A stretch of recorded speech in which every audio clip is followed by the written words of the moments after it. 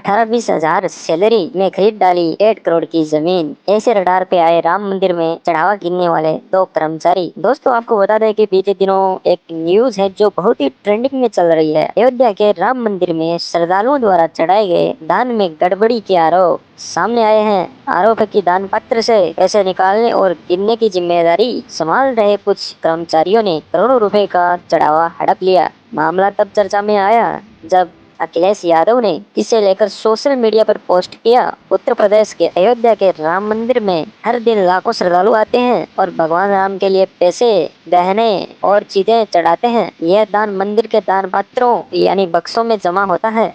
इन बक्सों से पैसे निकालने और गिनने का काम कुछ ही कर्मचारियों को दिया गया था। अब आरोप यह है कि इन्हीं कर्मचारियों ने श्रद्धालुओं के चढ़ावे में से करोड़ों रुपए चुरा लिए।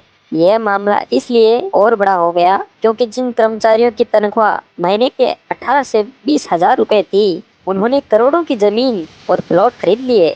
बस यही से मामला उड़ा और एसआईटी जांच हो रही है। यह मामला तब सुर्खियों में आया जब उत्तर प्रदेश के मुख्यमंत्री और समाजवादी पार्टी के मुखिया अखिलेश यादव ने सोशल मीडिया प्लेटफॉर्म एक्स पर राम मंदिर के चढ़ावे में भ्रष्टाचार का मुद्दा उठाया। अखिलेश यादव इस मामले को लेकर सबसे बड़े पहले सामने आने वाले में से हैं। उनके मामला उठाने के बाद ही राजनीतिक और प्रशासनिक हलकों में हलचल मची और फिर जांच की मांग और एक्शन शुरू हुआ। शनिवार को उन्होंने एक्स पर लिखा, इस षड्यंत्र का मूल दूर नहीं है, इसलिए सच में कार्रवाई करने के लिए कहीं दूर जाने की आवश्यकता नहीं है।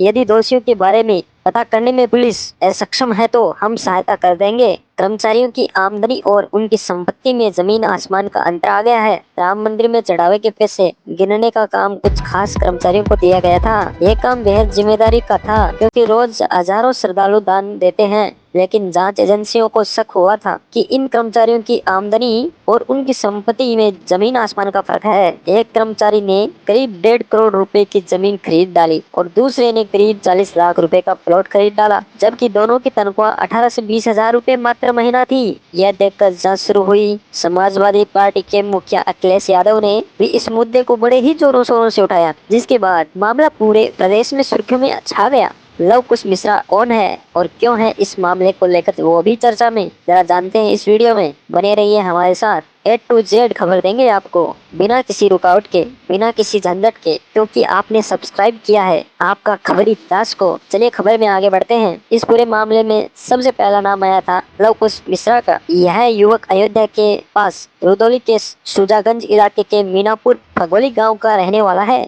इसकी जिम्मेदारी राम मंदिर में दान पात्रों से पैसे निकालने और गिनने की थी।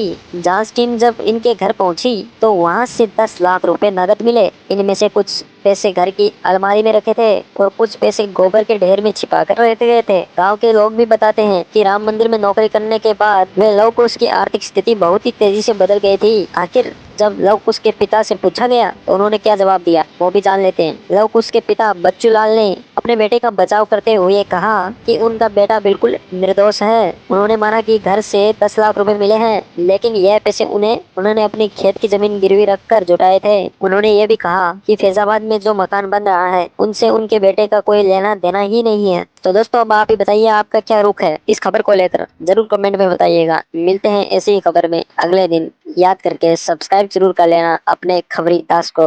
धन्यवाद।